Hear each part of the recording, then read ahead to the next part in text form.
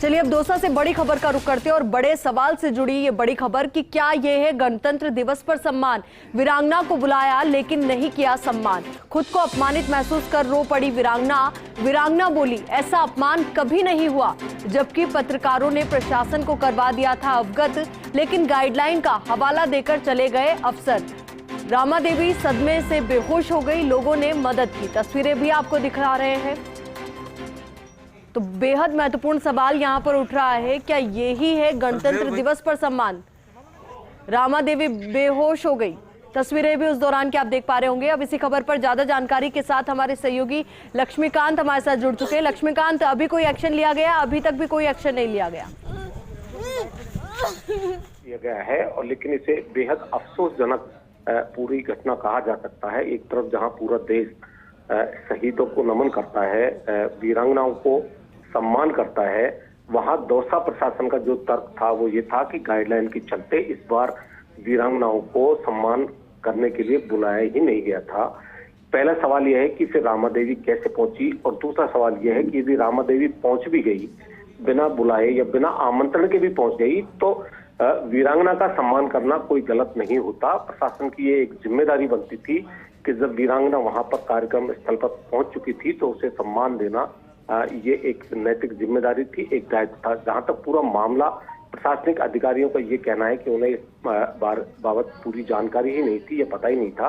तो चूंकि पत्रकारों से बाकायदा जो चिकित्सा मंत्री हैं उनसे बाइट ली थी, पत्रकारों ने पूरी जानकारी दी थी, और खुद मंत्री भी कहीं ना कहीं ये महसूस कर रहे थे कि इस बार इस तरह का कार्यक्रम नहीं हुआ। मैं खुद भी सोच रहा था, लेकिन अधिकारियों ने उल्टा मंत्री को भ्रमित किया और ये कहते हुए कि इस बार गाइडलाइन के चलते किसी को नहीं बुलाया गया है, जबकि उस समय वीरांगना वहां पर मौजूद थी और अपने सम्मानित होने का वह प्रतीक्षा कर रही थी।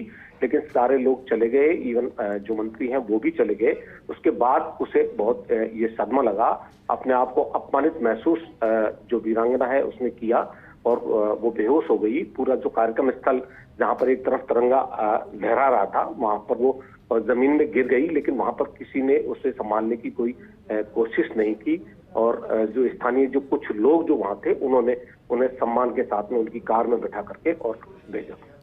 लक्ष्मीकांत, ये जानकारी लग पाई कि वीरांगना को इनवाइट किसने किया था? क्योंकि अगर सम्मानित करने के लिए बुलाया गया था तो सम्मान तो होना ही था।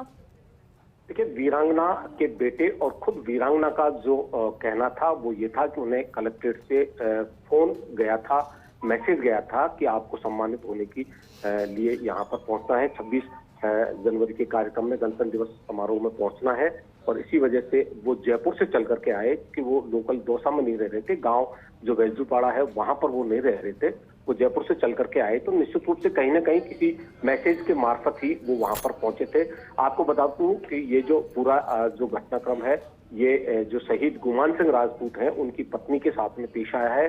2005 में बारामूला में आतंकियों से लोहा लेते ये शहीद हुए थे। लेकिन इन सबके बीच में जो प्रशासन का तर्क है वो जायज नहीं कहा जा सकता, क्योंकि यदि वीरांगना बिना बुलाए भी कार्यक्रम में चली आती है या पहुंच जाती है तो उनका सम्मान करना, वीरांगना का सम्मान करना एक प्रशासन की मौलिक जिम्मेदारी थी। हो सकता है कि गाइडलाइन की वजह से सरकार ने नहीं बुलाने की अनुमति दी हो, लेकिन यदि पहुंचने के बाद में सम्मान नहीं होता है तो इसे क्या कहा जा सकता है? ये कहीं ना कहीं एक बहुत गंभीर मसला है। ये मजाक से ज्यादा इसे कुछ नहीं कहा जा सकता। बिल्कुल, निश्चित तौर पर। और उन भावनाओं का भी माखोल उड़ाया गया है लक्ष्मीकांत, जिन भावनाओं के साथ हम वीरांगनाओं का सम्मान करते हैं, और साथ ही एक बड़ी भूल इसे, और बेहद गंभीर ये मसला।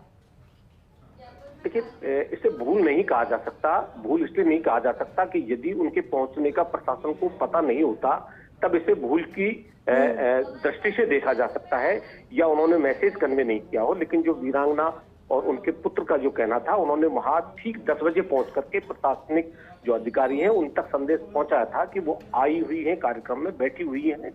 और जो अधिकारी जिस तरह से तर्क दे रहे हैं उन्हें पता नहीं, तो चूंकि मंत्री से पूरा जो मीडिया जब बाइट ले रहा है तब उस वक्त भी पूरे अधिकारी वहां पर मौजूद थे। बल्कि अधिकारियों ने, मंत्री ने ये भी मीडिया को ये अवगत करवाया कि यदि ऐसा हुआ है तो अब सम्मानित कर देते हैं, अभी कार्यक्रम समाप्त ही हुआ है। लेकिन मंत्री को भी भ्रमित किया गया कि इस तरह का प्रोटोकॉल की वजह से सम्मान नहीं किया जा सकता, यानी वीरांगना का सम्मान नहीं किया जा सकता, ये कोई प्रोटोकॉल नहीं। पूरे कार्यक्रम में 28 से 30 लोगों को सम्मानित किया था, प्रशस्ति पत्र देकर के सम्मानित किया। तो वीरांगना का सम्मान कोई गलत नहीं होता। यदि उन्हें बुला करके मंच पर सम्मानित किया जाता तो निश्चित कहीं न कहीं शहीद और शहादत को नमन किया जाता। चलिए लक्ष्मीकांत, बहुत बहुत शुक्रिया आपका हमारे साथ जुड़ने के लिए और पूरी जानकारी के लिए।